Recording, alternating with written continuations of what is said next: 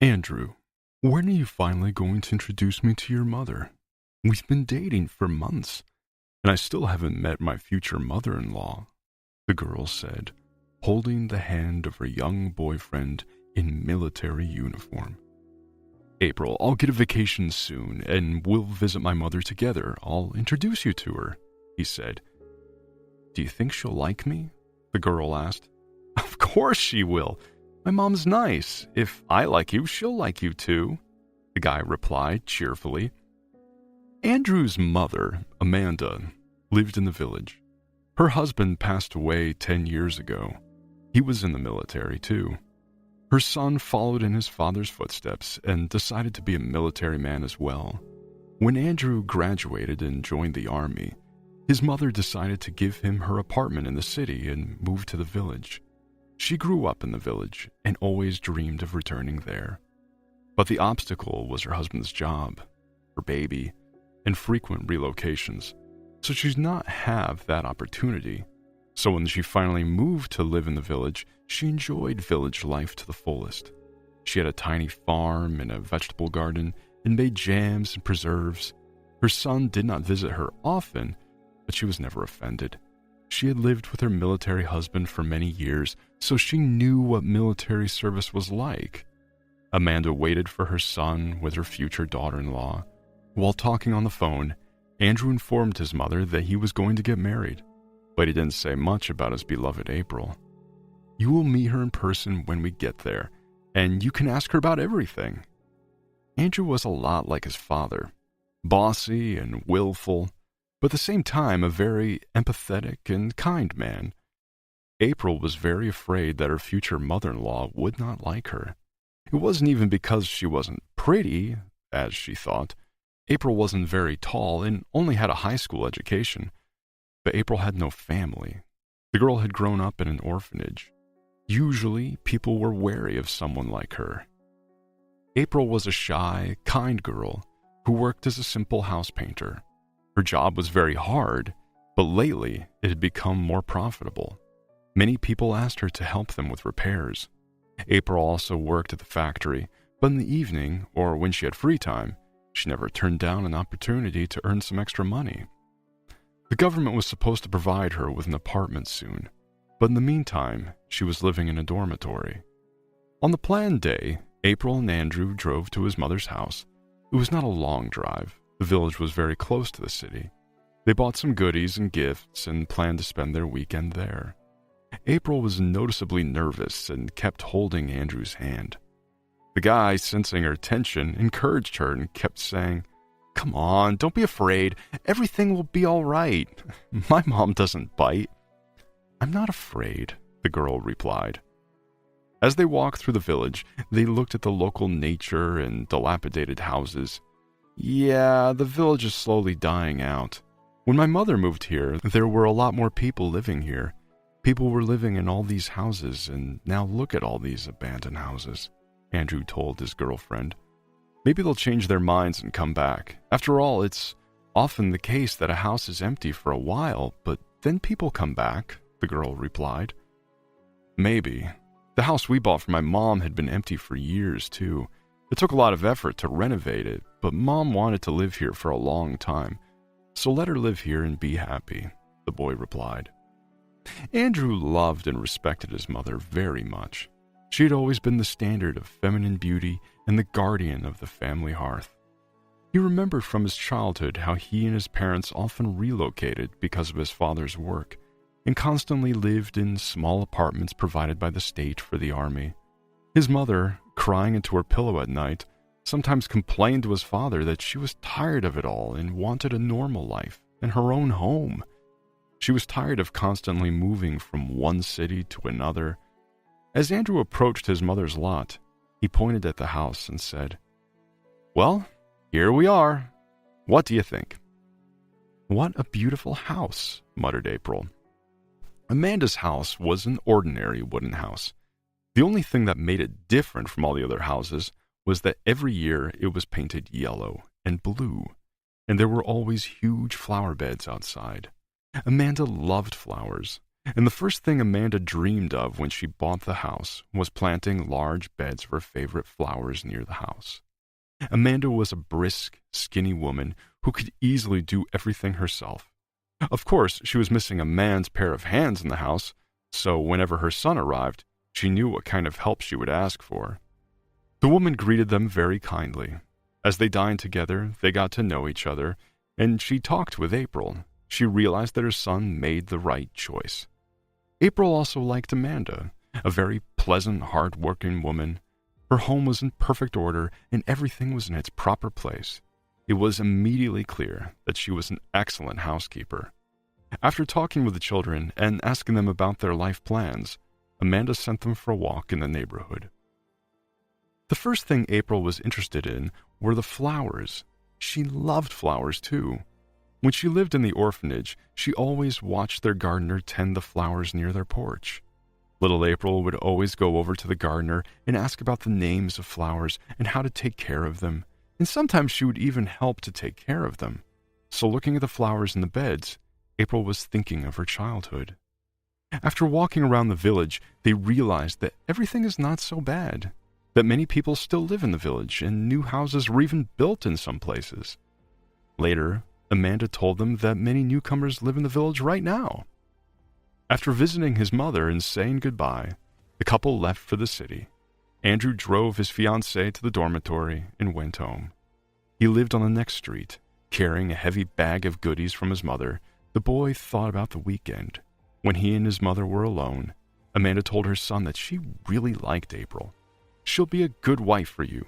I liked April a lot. I'm rarely wrong about people." Soon, Andrew and April got married. After the wedding, April moved in with her husband. Amanda, leaving for the village after the wedding, instructed April, "April, you are the housekeeper now. Decorate this apartment the way you want. Renovate it if you wish, and make it cozy. I have a different home now, so the apartment is all yours. This is your home now." Andrew has lived here long enough, but still the same old wallpaper and outdated curtains. I believe you can make this place much more comfortable. April slowly tidied up the place. It was a 2-bedroom apartment, and they decided to renovate it. April did everything with great joy. For the first time in her life, she had her own place. Her husband supported his wife's choice and fully trusted her tastes.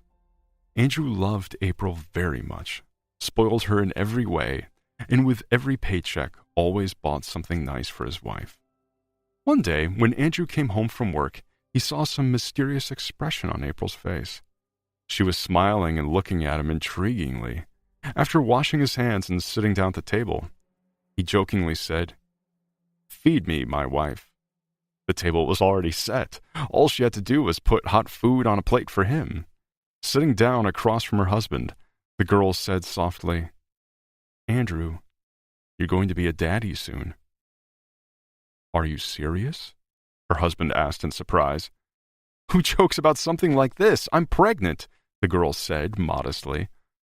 "My love, my dear, now we will have a complete family." "Do you want a son or a daughter?" her husband asked her cheerfully. "Andrew, the first child is always wanted, and the gender is not important at all. The only thing that matters is the child's health," replied April.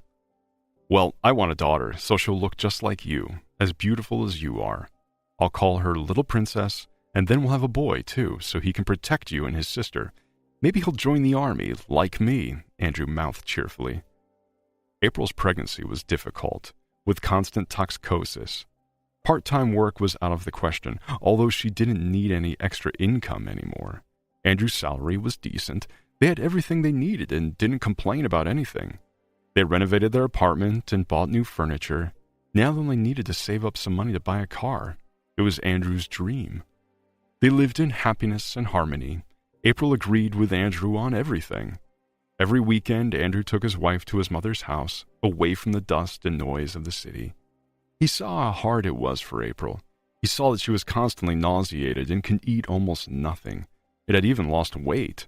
And Amanda always had fresh food, even meat and eggs. This is very good for the baby. Childbirth was difficult, probably because April was short and very skinny. Andrew was worried about his wife. He kept calling the hospital, wondering if his wife had already given birth. When April gave birth and they told him over the phone that he had a daughter, he was over the moon.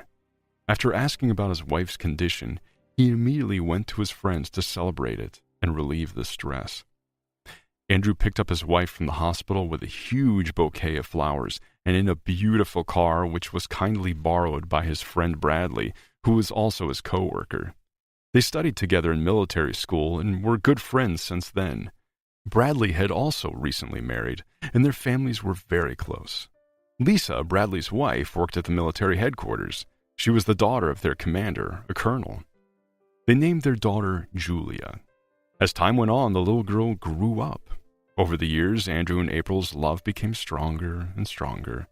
They were not only husband and wife, but also best friends. That's very important in family life.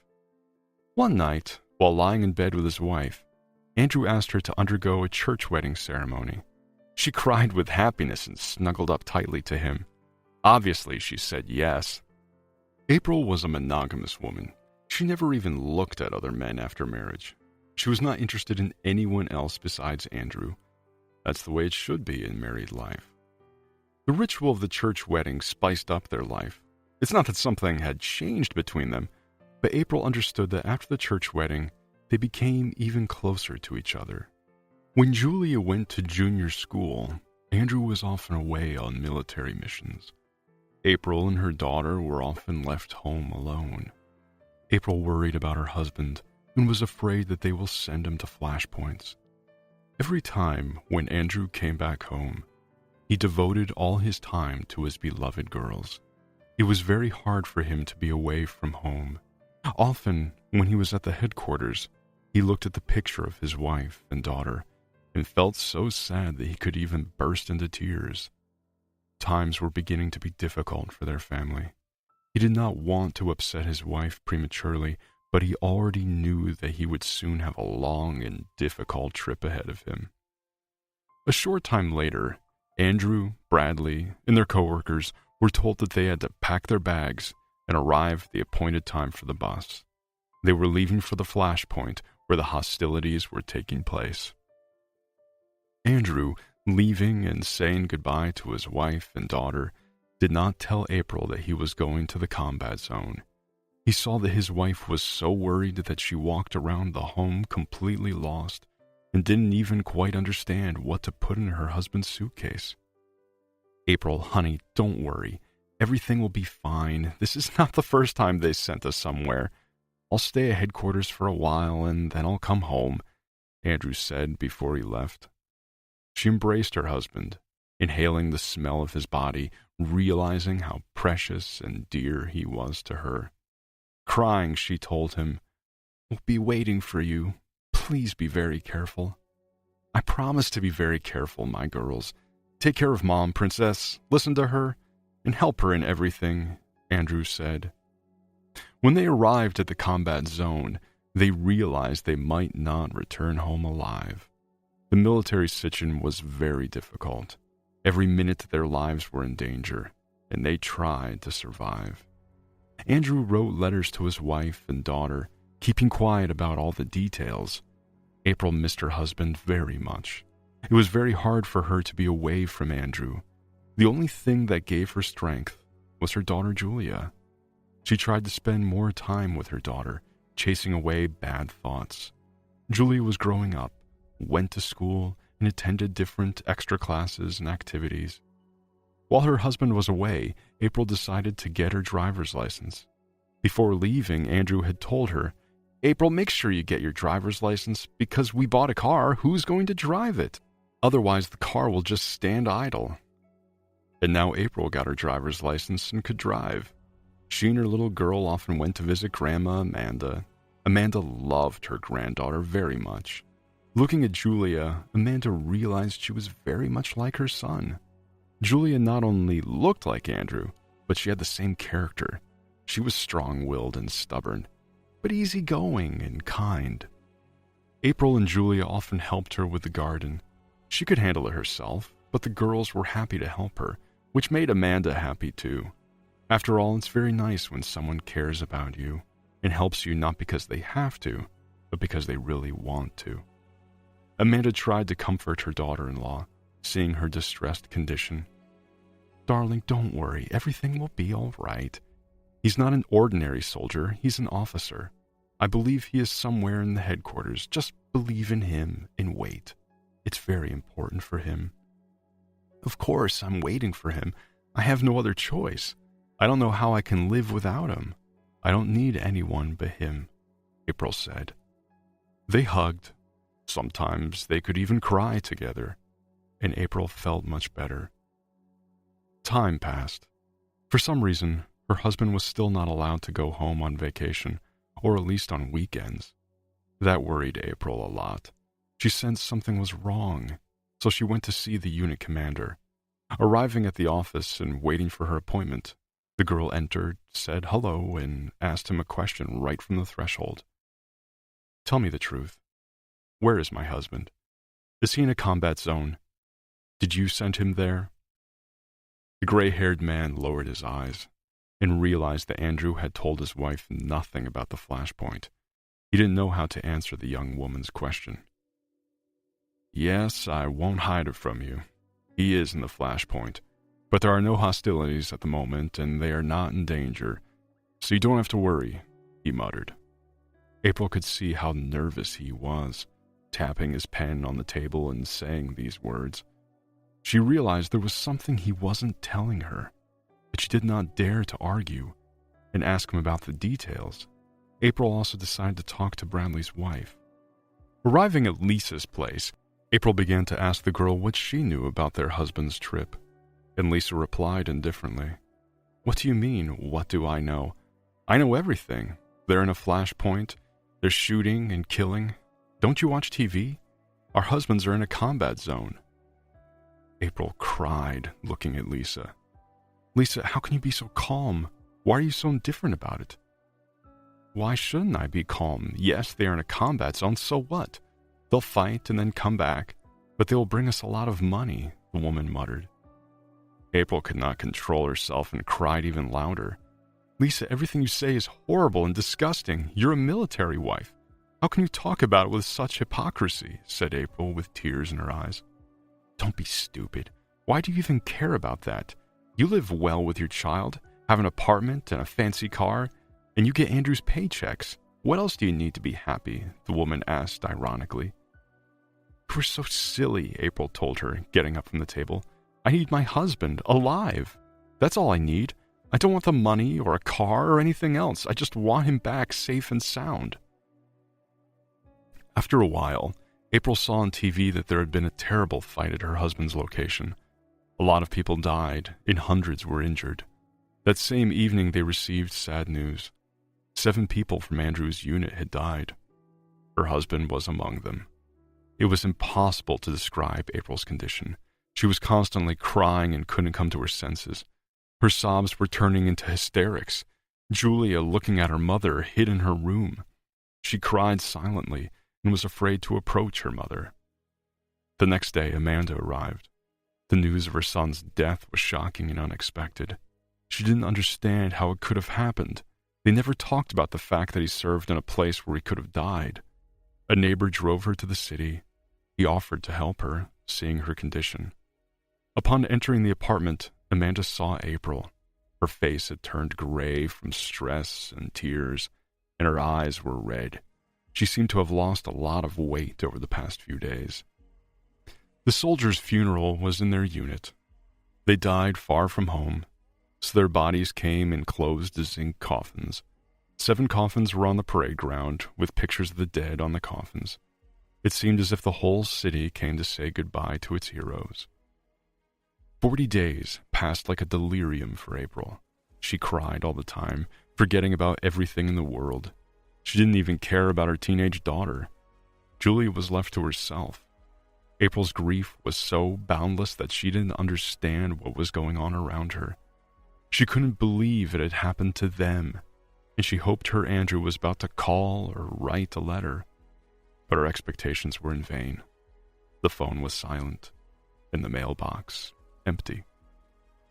When she visited her husband's grave, April would sit for a long time, talking to him. But she felt as if she were talking to a living person. She could not believe that her beloved husband was in that coffin. April recalled how they had met, how they were expecting a baby, and their happy life. Looking at her husband's picture, she realized they would never see each other again. Never again would he look at her and say sweet words, tell her how much he loved her, embrace her. April felt so sad that she wanted to lie down beside him and just die herself. She knew that she had to pull herself together, somehow. She had a teenage daughter to raise, and now it was the time when Julia needed support, supervision, and motherly advice about everything. But April couldn't help herself. She didn't want anyone but Andrew by her side. In her heart, she hoped that someday he would come back to them. But those were unrealistic dreams. One day, on her way home from work, April met her longtime friend, Nicole. They hadn't seen each other in a long time. Nicole smiled and started asking her about everything. "April, how are you doing? Julia must be all grown up now. How's your husband, Andrew? He's in the military, isn't he? Still in the service? You look so tired. Is everything all right? You've lost a lot of weight," said her friend. April realized this would be a long conversation and invited her friend home. "Nicole, let's go to my place. I live nearby. We'll have tea and I'll tell you all about it," April said, pointing toward the house. They sat at the table and had tea. April was crying, telling her friend everything about her life. Then Julia entered the room. She couldn't take it anymore, so she told her mother what she thought. The girl was talking and crying. She complained that her mother had stopped paying attention to her and had forgotten that she existed, that she was not herself anymore because of her grief, and that the child had no idea how to deal with it. She tried her best to bring her mother back to normal life, but nothing worked. She said this so that her mother's friend, whom Julia remembered from her childhood, would do something to help her mother. It was painful for Julia to watch her mother suffer, and she hoped that her mother's friend would help her. After that incident, seeing her daughter suffer, April finally pulled herself together and moved on with her life. Years passed. Julia graduated from high school and entered the university. They still lived together, just April and Julia. April never got married again. She still loved Andrew. He would not accept any other man in their life. At the family council, they decided that Julia was already grown up and could live alone in the apartment, and April would go to take care of her elderly, sick mother-in-law in the village. April visited the city and did not leave her daughter alone, but she completely trusted her because, after Andrew's death, the child had grown up fast. After her husband's death, April kept mourning for 10 years. In one rainy night, someone knocked on the window. Her elderly mother-in-law said, "April, go check to see who's out there in the middle of the night." April, putting on her robe, went to open the door. "Who's there?" asked April as she came to the door. "It is someone you have been waiting for a long time," someone answered from behind the door. Everything clenched in April's chest. The voice seemed so familiar and dear to her. Her whole life flashed before her eyes. When April opened the door, she was dumbfounded. There was her husband, standing on the threshold. She turned pale, screamed, and fainted. He barely had time to pick her up in his arms. Carrying his wife into the house, he splashed water on her face. When April regained consciousness, he hugged and kissed her. "April, who's there?" Amanda asked from inside the room. April, coming to her senses, still couldn't believe it was him. She had waited for him for so long, and now he was standing in front of her. "I'll be right there. I'll tell you everything, don't worry," she replied to her mother-in-law. Looking at him, she still could not believe her happiness. He looked older, with gray hair, with a huge scar across his face. But he was as precious and dear to her as before. She hugged him. Tears streamed down her cheeks, and she could barely speak. "Andrew, my love, I've been waiting for you for so long. Where have you been all this time? You have no idea how much grief we've had." "I know, honey, I understand. But the important thing is that we are together. I'll tell you everything, but now I'm going to go hug Mom." The man spoke softly. "Wait, I have to warn her first," April said, still hugging her husband. "Amanda, please don't worry, but I have to tell you something." "What happened, April? Who was that?" her mother-in-law asked. April looked mysteriously at Amanda and said, "It's like a fairy tale. It just doesn't happen in real life. I don't even know how to tell you." "Why are you talking in riddles? Just tell me. Who was that?" the old lady said and tried to get up. "Don't get up, please, and don't worry," she said. April stepped aside a little, and Andrew walked into the room. Amanda cried, unable to believe her eyes. "It really is like a fairy tale. My boy, it's been so many years. Where have you been? What have they been doing to you?" The elderly mother could barely speak to her son. "Mom, I'll tell you everything. Is someone going to feed me?" he joked. And they, with tears in their eyes, went together to the table. At dinner, Andrew told them that, long ago, in that unequal battle where many people had died, he was captured. First they held him captive, and then they sold him into slavery. Him and 2 other soldiers. Now that peace prevailed there, they had traded him from the stage for their companions. But he did not want to talk about all the horrible, bloody details of his time in captivity. He did not even want to think about it. He would never tell his loved ones what he was going through.